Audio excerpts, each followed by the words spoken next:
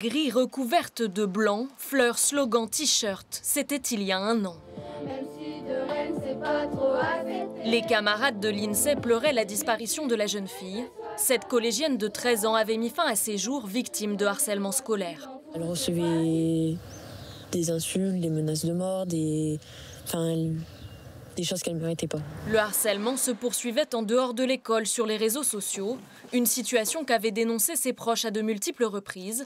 Ils avaient notamment alerté l'établissement et la police. J'ai tout essayé, j'ai tout fait.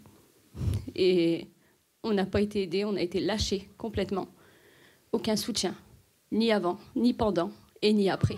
Une affaire qui a provoqué une onde de choc. 6 mois après les faits, 200 personnes se sont réunies lors de cette marche blanche pour dénoncer l'inaction des institutions en matière de harcèlement.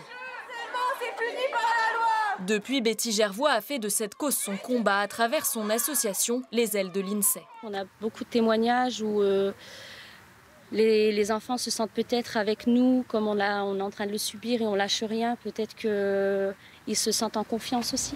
Malgré une rencontre avec Brigitte Macron l'été dernier, des mesures fortes peinent à se mettre en place, notamment concernant la régulation des réseaux sociaux, comme l'explique l'avocat de la famille. Ce qui ressort quand même clairement, c'est qu'aujourd'hui, il y a un rapport de force entre l'État français et ses réseaux sociaux, que ces réseaux sociaux ne veulent pas collaborer, qu'il n'y a pas de coopération, ou en tout cas pas suffisamment de coopération.